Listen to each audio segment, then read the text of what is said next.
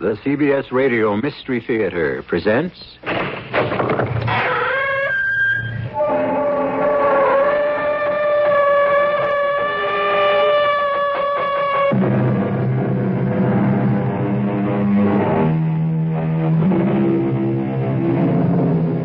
Come in.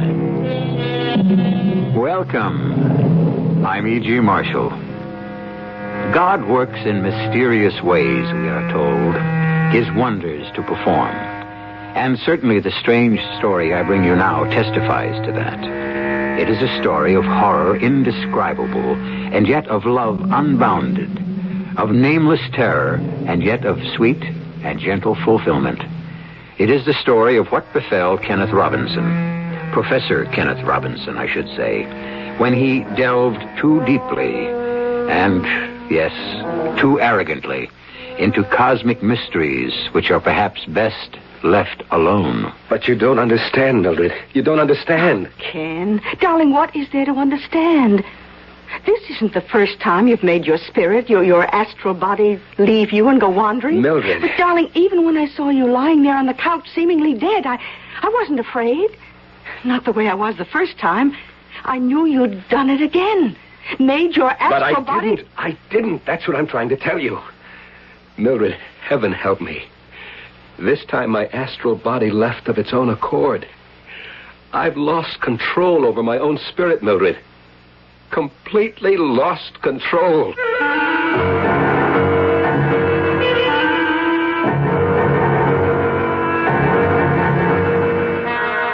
Our mystery drama, Where Angels Fear to Tread, was written especially for the Mystery Theater by George Lothar and stars Michael Tolan. It is sponsored in part by Anheuser-Busch Incorporated, Brewers of Budweiser, and Uncle Ben's Long Grain and Wild Rice. I'll be back shortly with Act One.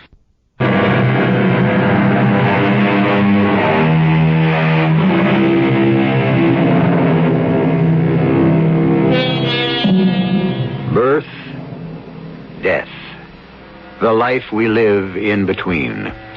At this very moment, scientists all over our globe are seeking the answers to these mysteries, or the one great mystery it may be.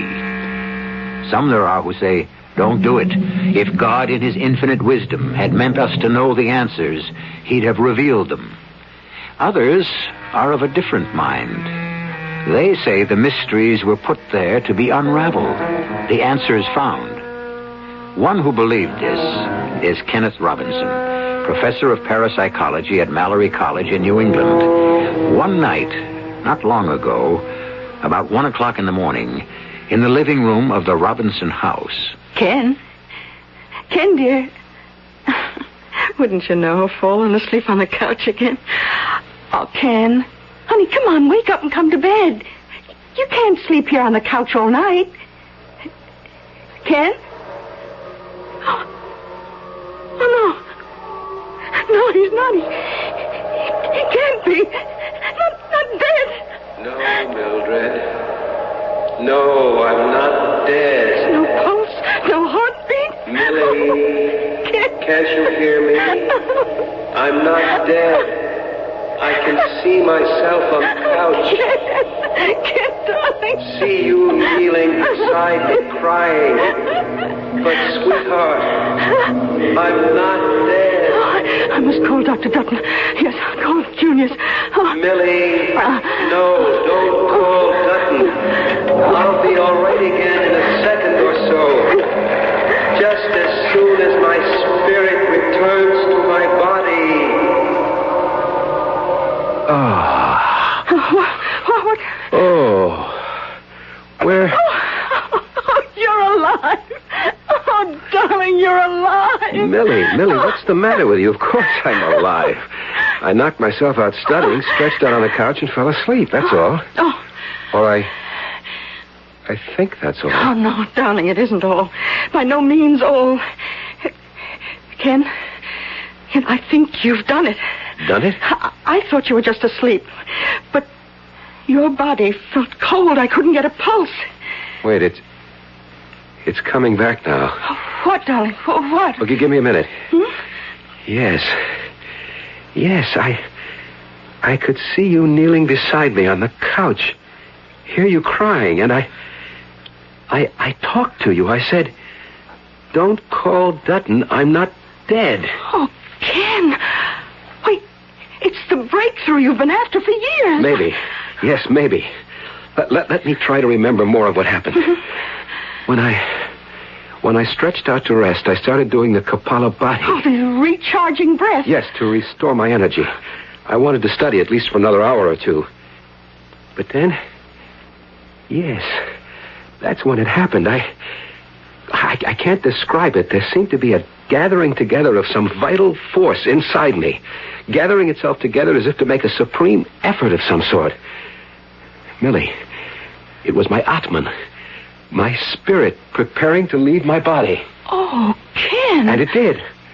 It gathered itself together in my head, and then it was like a bubble outside my head, but attached to it, like a bubble on a bubble pipe, you know? Oh, yes, And then suddenly, the bubble broke loose, and Millie, there I was, standing beside my own body and looking down as it lay stretched out on the couch. Oh, Ken, it's incredible. No, not really. Now, you've more than proved Dr. Dutton's faith in you when he gave you the chair in parapsychology. Oh, what is it? Why the sudden frown? I can't remember where I went or what I did. Oh, what do you mean, dear? My astral body, I have no recollection of where it went. What it did while it was free. Well, did it go somewhere? I'm not sure. I have the feeling it did, but no recollection. I almost know I went somewhere, did something, but it's all a blank. Oh, Ken, you look worried. No, not worried. Curious, that's all. Curious.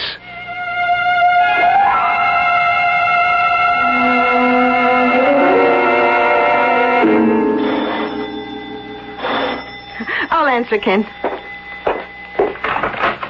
Yes? Mrs. Robinson? Yes? My name's Peters, Ed Peters.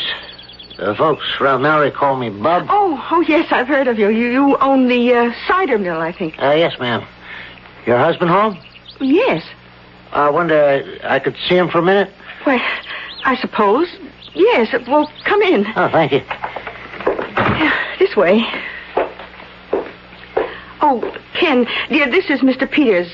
Bub Peters, he owns the cider mill. Oh, yes, we've met before. I hope you're still keeping our students out of your place, Mr. Peters. Oh, yes. You only had to tell me once that you wanted it off limits, and off limits it became. For the students, anyway. What can I do for you, Mr. Peters? I'll see you alone for a minute. Oh, well... No, Millie. I'm sure anything you have to say can be said in front of my wife, Mr. Peters. Well, it's okay with you. Why shouldn't it be? It's about last night.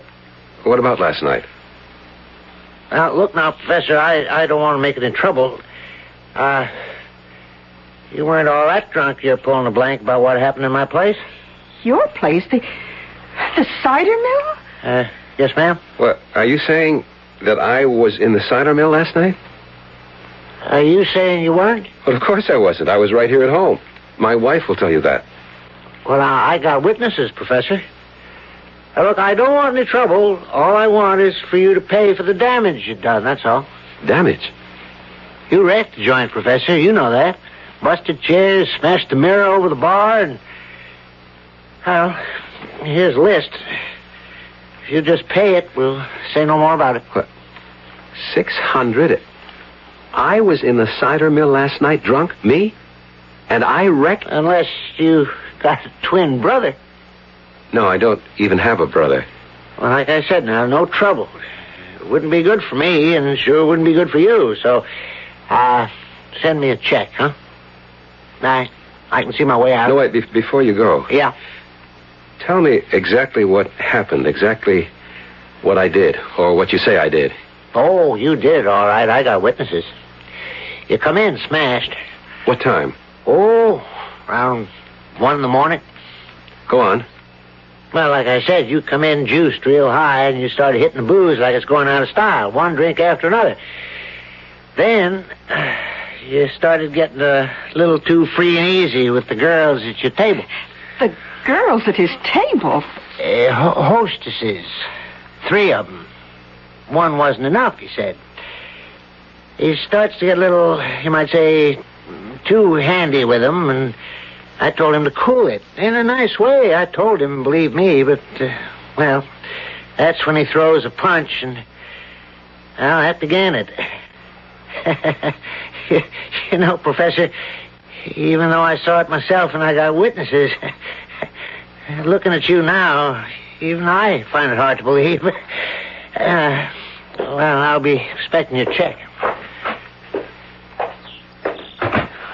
Well, I guess now we know where your astral body went. Worse. We know what it did. Yes, Junius, there's the list Peters handed me, the list of damages. Mm-hmm. And you say he has witnesses? Yes. Well, you'd better pay this bill and avoid any further publicity. For yourself and Mallory College. And you'd better stop your experiments in astral projection. You don't really mean that, Junius. I do. You know, I've been against them from the start. Well, if that's so, why did you found a chair in parapsychology and appoint me to fill it? Oh, come on, Ken. You know I had to establish the chair. It was one of the provisions of Septimus Mallory's will. Okay, but I've been Mallory believed in life after death. And that's why he wanted the chair in parapsychology, to pursue the study of the paranormal. Which is what I've been doing. Yes, but far beyond what was expected. You were simply to pursue investigations into ESP, psychokinesis, this sort of thing. Not anything so dangerous as astral projection. Dangerous? In the sense that you're trespassing on God's domain. Rushing in where angels fear to tread. Oh, come on now, Junius. Drop these experiments, Ken. I can't, please. Not now. Not when I'm beginning to meet with success. Success? To judge from what happened last night, wouldn't a more precise word be disaster? I must go on, Junius. I can't stop now. In that case, Ken, God... No. I was about to say God be with you. But I don't think he can be. Let me say, in that case, God protect you. I have a feeling you're going to need it.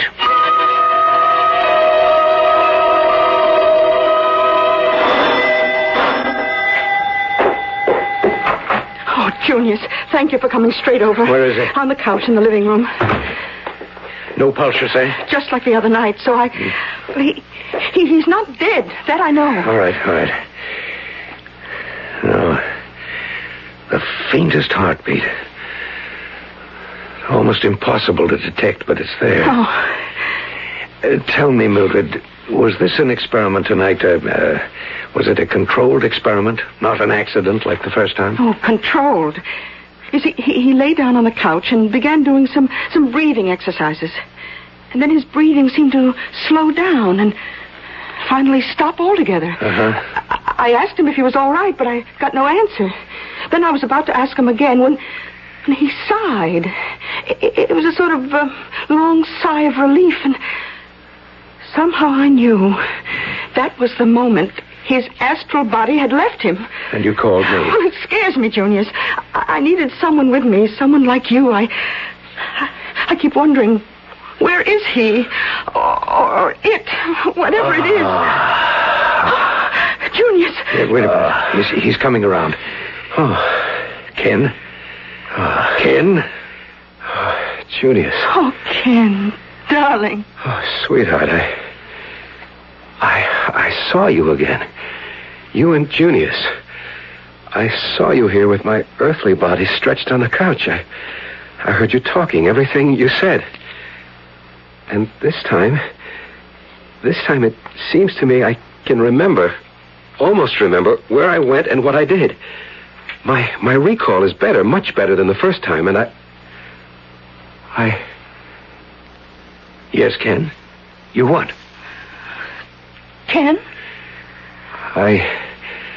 I can't be sure, but Millie, Junius... What? What, Ken? What? I think I killed someone.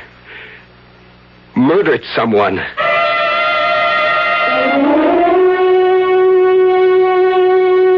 Well, I'll tell you this. Were it not for my own experiments in the paranormal, I'd find Ken Robinson's experience hard to swallow.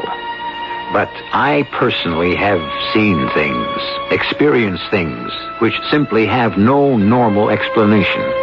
And frankly, at this time of my life, I'd as soon have no more to do with them. I'd rather expect Ken Robinson feels the same way. I'll return in a moment.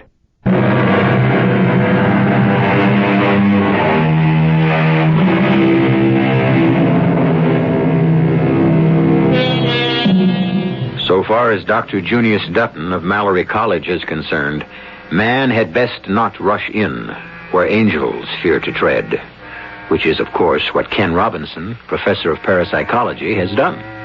By means of extraordinary disciplines, he has at last succeeded in freeing his astral body from its earthly prison. Succeeded to his horror. I think I killed someone. Murdered someone. Ken? Easy, Mildred, easy. Go on, Ken. I can't. What do you mean you can't? You've just said you think you murdered someone. But I can't be sure. It's something I sense rather than know. A feeling. That and no more. But there's got to be more. We've got to know more. I don't follow. If you have killed someone, your astral body or your Atman or whatever you call it, if you did, then we'd better be prepared for whatever lies ahead. Junius, what do you mean? I mean, my dear, if a murder has been done... Oh, no. Ken, try to remember. Try. Ken? No, it's no use. I can't. And maybe I'm wrong. After all, it's just a feeling I have, a hazy feeling. A feeling that could be 100% wrong. Or 100% right. Ken, I'm going to speak frankly. You know I'm your friend and Mildred's. You know, both of you, that there isn't anything I wouldn't do for you. We know, Junius. But there are some things that go beyond friendship, because they must. I carry the responsibility for the college and the people who made it.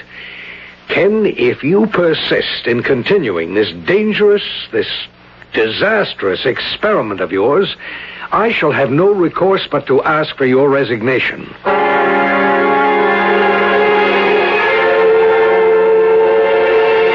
I'm sorry if asking you to come into headquarters has caused you any inconvenience, Professor. No, excuse me. Chief Langner? No. And hold all calls.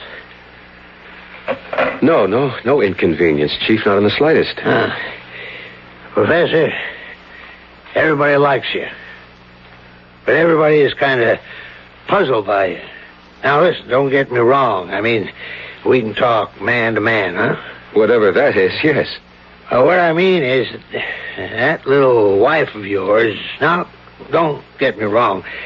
She's got what every man looks at. You know what I mean?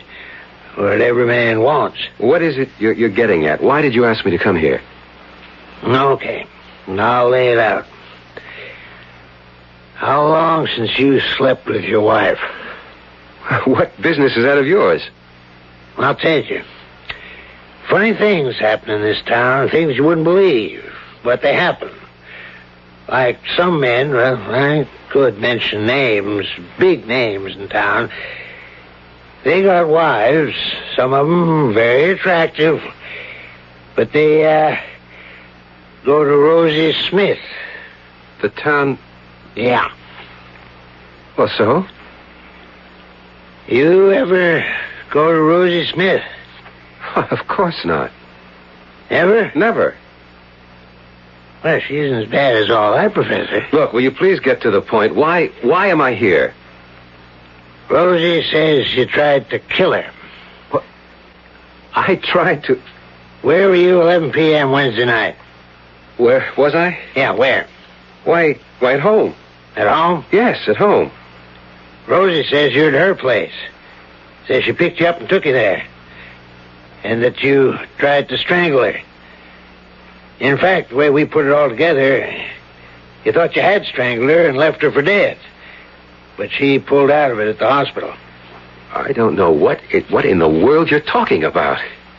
You were at home Wednesday night at 11, you say? I was at home.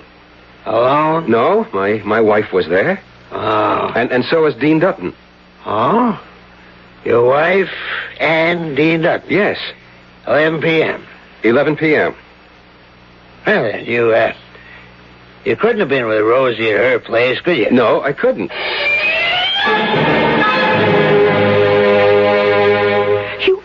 You tried to kill her? Strangle her, Chief Langner said. The way they figure it, No, not me. Whatever it is I've unleashed. Oh, Ken. Anyhow, they say I, the would-be murderer, left her for dead, but she recovered in the hospital. Yes, but why would you, of all people, have anything to do with a girl like that? Well, if it comes to that, why did my astral body, my other self, go to the cider mill in the first place? And above all, why did I try to kill Rosie? Millie, what am I to do? Well, I'd say there's only one answer to that, Ken. Stop. After all the years of preparation, the physical and mental hardships, disciplines, after all I put you through? Oh, darling, you haven't put me through it. Yes, I have. It hasn't been easy for you living with a man like me. Well, I didn't think it would be when I married you. Things had been easy, would be as close to each other as we are, as deeply in love. Oh, Millie, I don't know what I'd do without you, without your love, your understanding, your patience. I'll go. Oh, Junius. Is Ken at home, Mildred? Yes, come in. Hello, Junius. I guess I've got a pretty good idea of why you're here. I just had a visit from Chief Langner. Ken, you've left me no choice. I must ask for your resignation from Mallory College. Now, wait a minute, Junius. My dear good friend, I've waited far more than a minute. Wednesday night, I was forced to give you an ultimatum. That you either give up your experiments in astral projection or resign. I asked for a decision within 24 hours. You didn't give me one. I couldn't make up my mind. Ken, I can no longer aid and abet in your risking your reputation, perhaps even your life. I know, Junius, I know. You were right from the start. I was courting danger, possible disaster. And I knew it even when I began.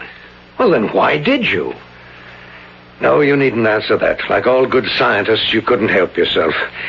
You had to pioneer new routes into paranormal, explore new horizons, whatever the risk to yourself. But others are involved now. I'm afraid so. And I have no right to make them run risks. Rosie Smith, for one.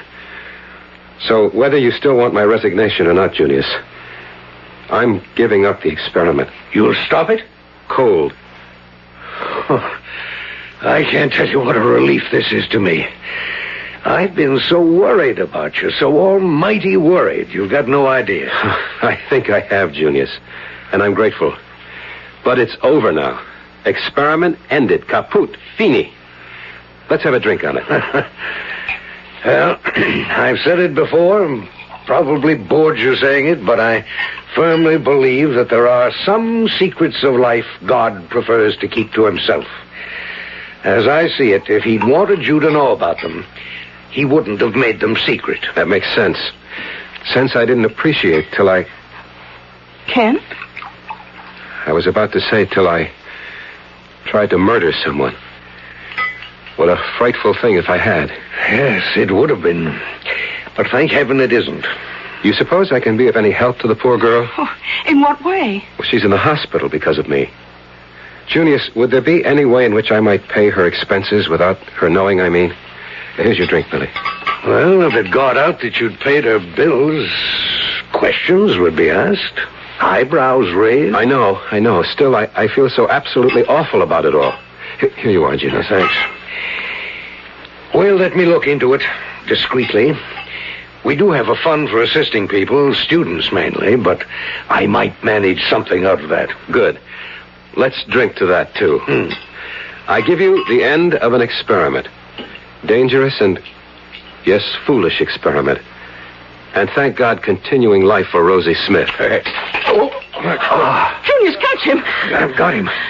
Ken, you better get him out of the couch. What's happened to him? I don't know.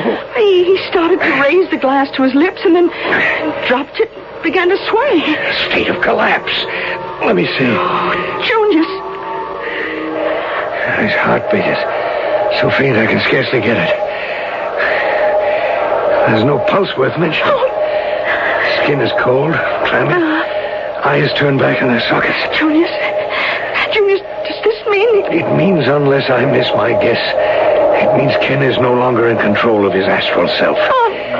It means that regardless of Ken's plans for the future, his astral body, his other self, has different plans. Decidedly different plans.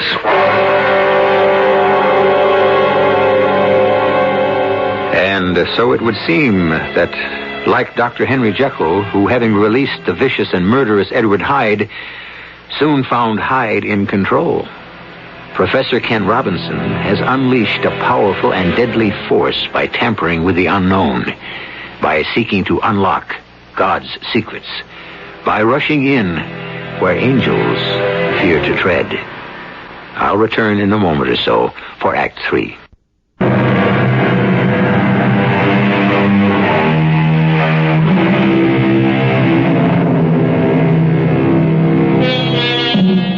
How many of us unwittingly, thoughtlessly, unchain forces within ourselves, which in time, to our astonishment and horror, control us?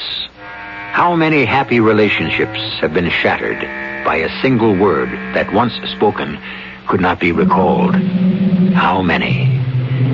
Now in the living room of Professor Ken Robinson's home, it becomes all too clear that another powerful and deadly force has been released. An evil force bent on unholy destruction. Junius, what kind of plans? What? You said, regardless of Ken's plans for the future, his other self has different plans.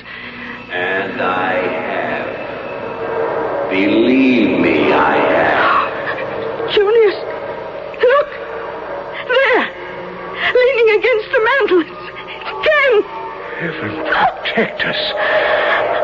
His body stretched on the couch, and yet he stands there by the fireplace. That thing on the couch is nothing. My earthly abode, that's all. What you see here is the real me. How is it I see you? I didn't see you before. How do I see you now? If you had any brains, Mildred, you'd be able to figure that out for yourself. You've grown stronger. Each time you've left that body on the couch, your strength has increased. The more power you possess, the clearer your astral image becomes. Bravo! To the head of the class, Dr. Dutton. What plans do you have? What are you going to do? Enjoy myself, that's all. Give full reign, total and complete freedom to every desire, Professor Kenneth Robinson. The well-loved and respected Professor Robinson tried to restrain, to curb, to destroy. Ken, listen to me. Return to your body, to the good influences, the restraint. Straitjacket, not a body. Oh, but I'll return. Don't worry, I'll come back. But not until I've had my fun. What kind of fun? What are you planning to do? You'll find out. You'll find out. Oh, Junius! Heaven help us. What can we do? Nothing. And hope heaven does help us. And him.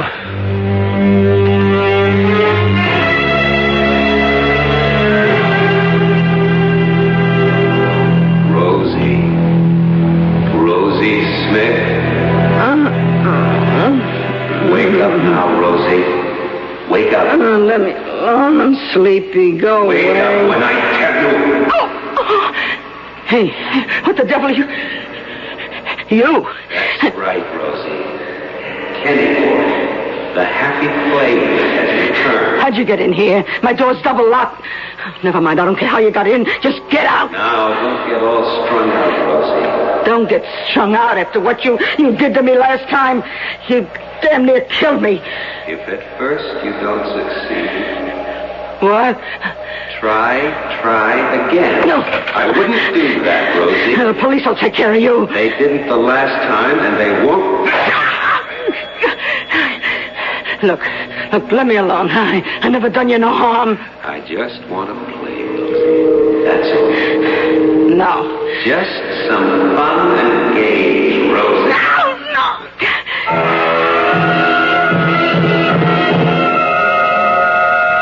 Junius? Are you sure Ken isn't dead? He's alive. Very slow pulse, but a pulse. His respiration. Oh, wait. I think he... Is he coming to? Ken, can you hear me? Of course, I hear you, Junius. Oh, Ken, dearest. Mildred, what's this all about? All I do is take a nap, and you and Junius hovering over me like mother hens. What is this? Ken, you didn't just take a nap. You collapsed. Collapse? Yes, and fell into a kind of coma, I guess you'd call it. Collapse? Coma? What in the world... Wait. My astral body. Yeah, I'm afraid so, my boy. It suddenly took command of you, I suppose. Oh, no. We actually saw you in two places at once. Here on the couch and there by the fireplace, leaning against the mantel. Good Lord. You even talked to us. Mildred, no. Maybe it's best he doesn't know what he said. I know. You remember what you said? May God in his infinite mercy help me. I do. Oh, Ken. Junius, she's dead. Rosie Smith is dead, and I killed her horribly, cruelly. I killed her. Oh, no. You didn't kill her. A part of you, the same evil in you that's in all of us, but not you. Not the man we know as Professor Kenneth Roberts. I'd like to believe that, but no way. I recall all that happened. I understand all that happened, and I am at fault. 100%. But how can you say... Because of the evil thing I've let loose. I let loose and no one else. And this evil thing is me. Is a part of me. You may say, Junius, I didn't murder Rosie Smith, but I did. Who are you phoning? The police. Chief Langdon. Oh, wait, Ken, wait. Take a moment to think this There's out. nothing to be thought out. What's done is done. I'm a murderer. I must give myself up.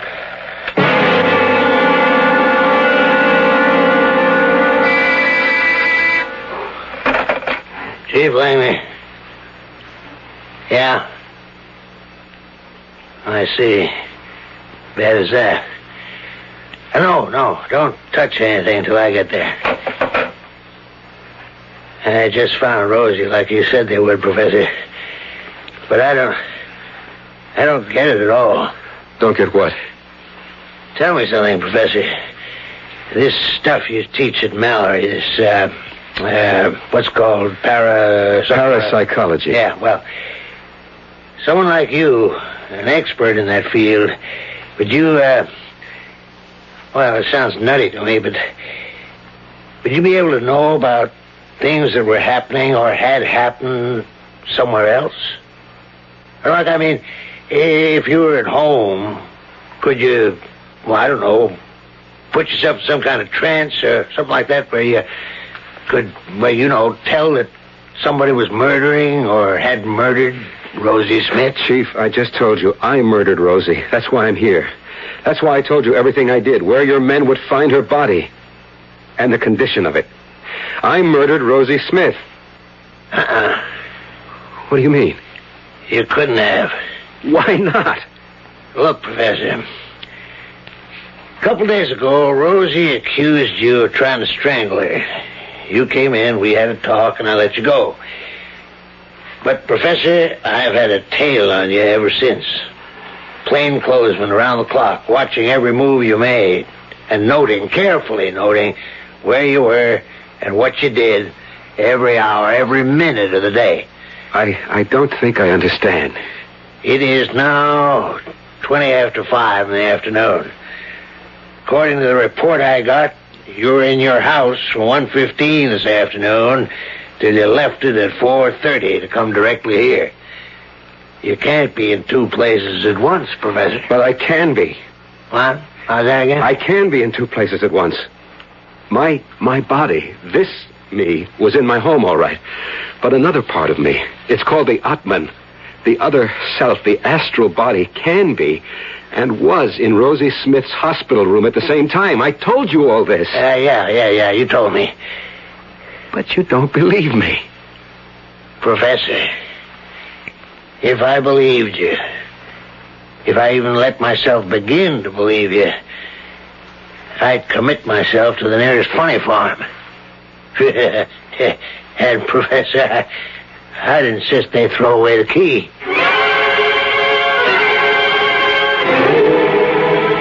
Langner won't believe me, Junius. Ken, let me give you a drink. I don't need a drink. I think you do. Put you in a more rational state. Rational. As close to rational as we both can get. To begin with, Ken, you'll never be able to persuade Chief Langner or anyone else that you killed Rosie Smith. But I did. That's a question I'm not prepared to debate with you. But I think we ought to discuss.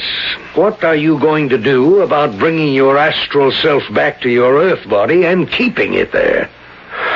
Junius, there's nothing I can do. Nothing? Your drink. Thanks. Nothing. And I see in your face, it's in your eyes, Junius. You know I can do nothing. That I'm helpless.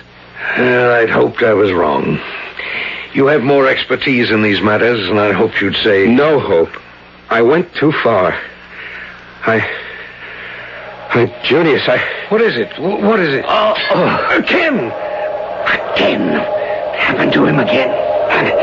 Get him onto the sofa. Just drop that hulk we call a body, Junius. Just throw it on the floor. That's all it's worth.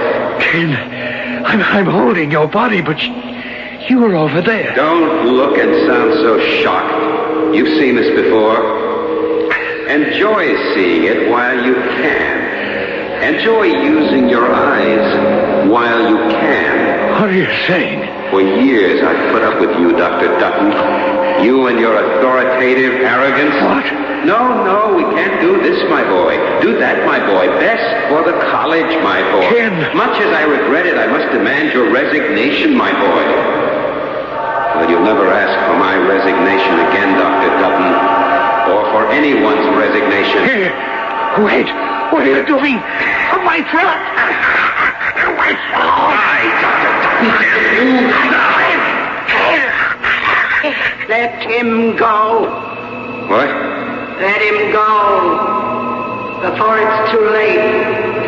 Rosie Smith, you're dead.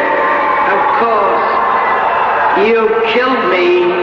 Then how can you be here? You're forgetting, Professor. Forgetting that you're on the astral plane now. And me being dead, so am I. And you think you can stop me from killing Dutton? Look, he's already unconscious. One more squeeze of my fingers around his throat. And you will be condemned to a hell. So frightful and so everlasting. Condemned to hell? The evil we do, we pay for. And right now you're on a real bummer of a trip. Better cool it. You don't scare me. Listen, Prof. That body you see on the floor. No, not Dr. Dutton's. Yours.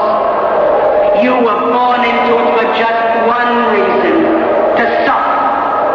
To suffer through what earthly beings call life. You escaped, but only for the time being. Because if you don't suffer through the full lifetime of Professor Kenneth Robinson, you'll return to suffer through somebody else's, and suffer worse. It's your gig, Prof. You play it.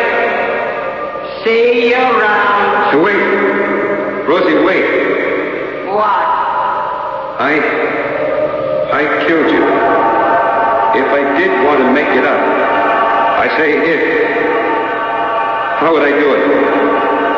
Go back into his body, and you'll make it up all right. Because through him, the memory will be with you till the day you die. See you.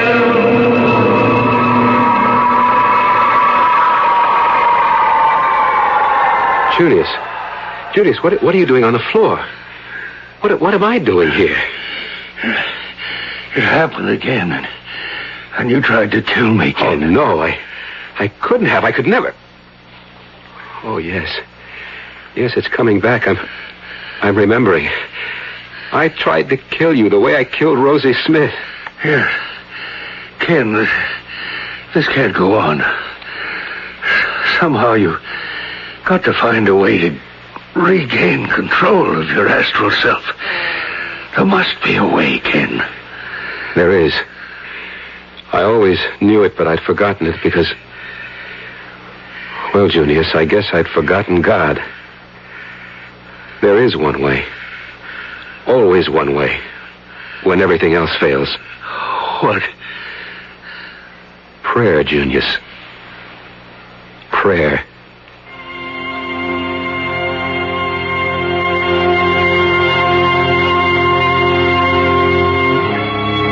So a man who tampered with God's laws was saved, thanks to God. I, too, have found... Oh, no, don't get me wrong. Nothing so horrendous as what happened to Ken Robinson has ever happened to me. But I have found, in my time, that, indeed, when all else fails, prayer very often succeeds. How about you? Well, try it sometime. I'll be back shortly.